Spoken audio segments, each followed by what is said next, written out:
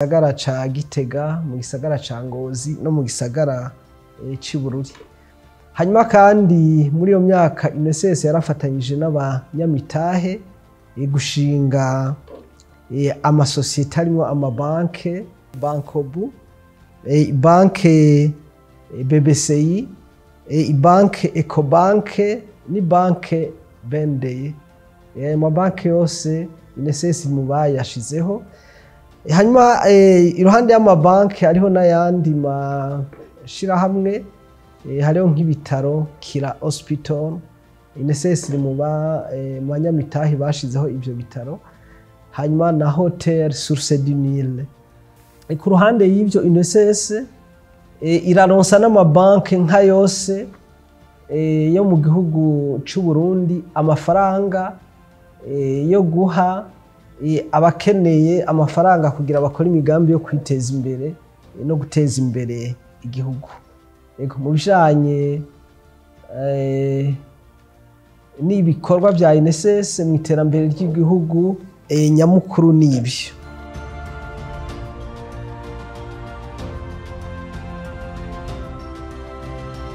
Ishirahamwe INSS rijujukinga no gutegekaniza akazo z'abakozi nirirobanura. Umukozi wese akwije ibisabwa arakirwa. Imana ajije ikisa cinjiza ry'abakoresha n'iyandikwa ry'abakozi muri INSS arabitomora. Ni kuvuga yuko umukoresha wese afise abantu asanzwe aha umushahara ku kwezi kandi bafitanye amasezerano yategerezwa kumutangira intererano muri ikigo ca INSS. Tumusaba ko atanga ibiranga kwanza ishirahamwe ryiwe, hama n'ibiranga abakozi akoresha ashizemwo n'amasezerano y'akazi bageraniye. Aho rero nuko bitahura neza yuko hariho abiyumvira yuko ivyo biraba abantu bo mu mabiro gusa nk'amashirahamwe ya INSS canke Leo canke ugasanga bw'amabanke. Navuze ati umuntu wese afise abakozi akoresha ahemba ku kwezi ko ategerezwa kuba yabazanye nga muri INSS, kandi ni mu kiringo kitarenga iminsi 8 ishirahamwe aryuguruye canke ariguze ategerezwa kuba yamenyekanishije.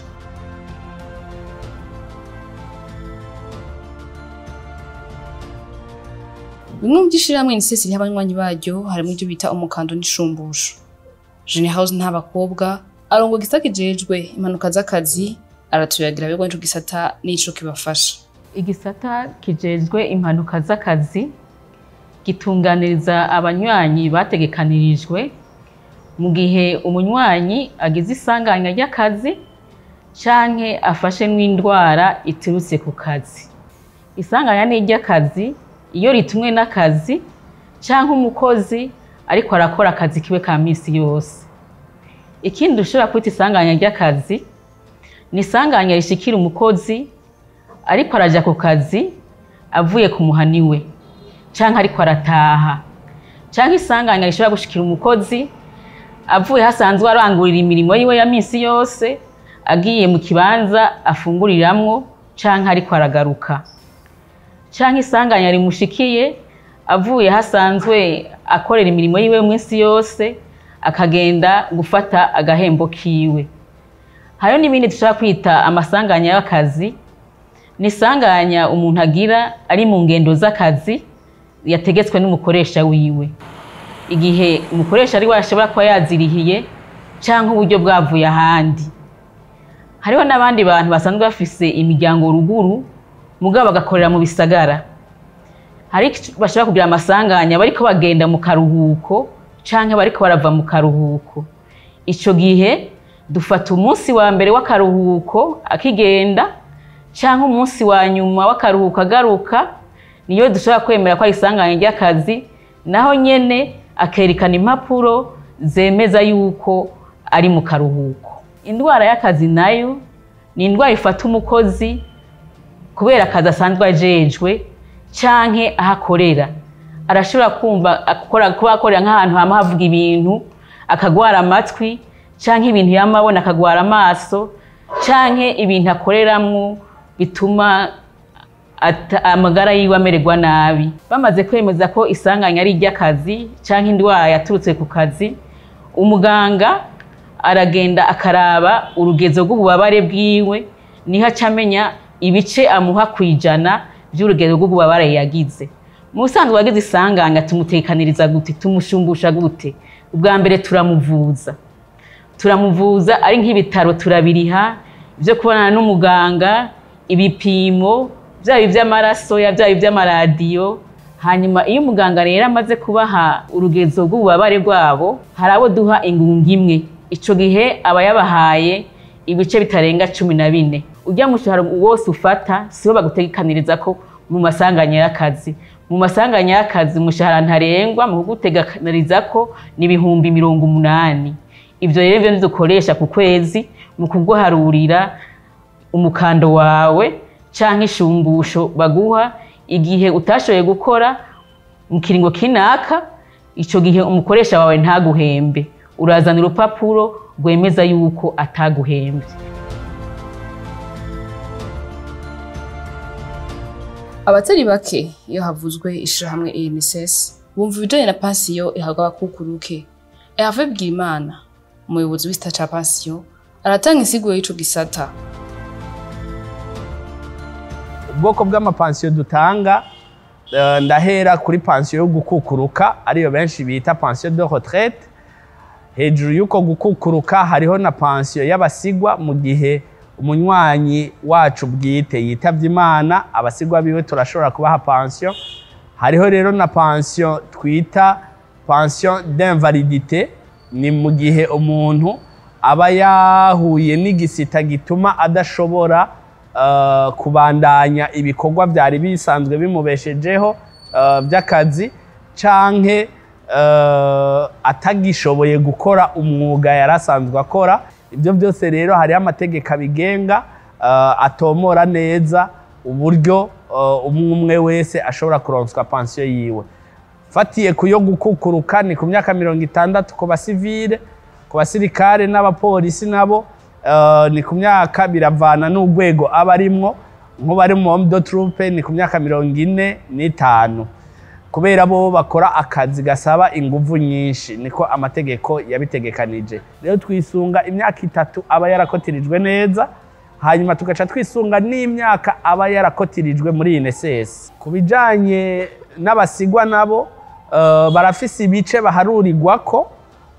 Umupfakazi tumuharurira ibice 50 kwijana, imfuvyi nayo tuyiharurira ibice 25 kwijana mu gihe abagisigaranye umuvyeyi umwe. Yarabuze abavyeyi bose tumuharurira ibice 40 kwijana. Hanyuma mu gihe umunywanyi wacu bwite yitavye Imana akiri umusore canke inkumi, abavyeyi biwe turagaruka tukabaharurira ibice 25 kwijana.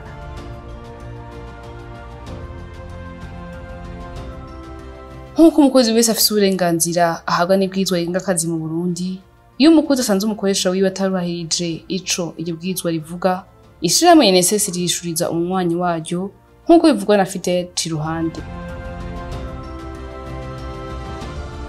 Haba hariko abafise contrat de travail, amasezerano y'akazi yagiranye n'umukozi. Umukoresha n'umukozi bateye kw'igikumu, ayo baba yazanye ngaha, tugaca rero dukoresha ayo kugira duharure intererano umukozi wese ateza gutangirwa. Aho rero hariho amategeko akurikizwa atari make. Amategeko avuga umushahara ntarengwa, amategeko avuga uburusho byose n'umushahara w'ibanze barabirako, n'amategeko avuga ibiringo izo nterano zitangirwako. Abakozi rero nabo nyene turabafasha iyo nk'abakoresha babarenganije bakabazana batevye, ugasanga yatanguye nk'akazi mu 2010 bamuzanye mu 2013, aho turamufasha kugira ngo turabe ingene iyo myaka batamutangiye intererano bashobora kuyimutangira. Aho hose tukisunga ya masezerano umukoresha yagirana n'umukozi. Umuyobozi w'ishirahamwe INSS atangirwa intererano nawe araronswa uburenganzira yemerewe, akanasabwa nawe ivyo yibangikanya iyo yituye iryo shirahamwe, nk'uko Revocat Havyarimana arongoye igisata kwakira abanywanyi abivuga. kwakira ubwa mbere abaza gusaba agafashanyo kabo baba baraziganije ngaha, kuvuga abageze kuja muri pasyo cankwe abasigwa babo mu gihe abo banywanyi bitavye Imana.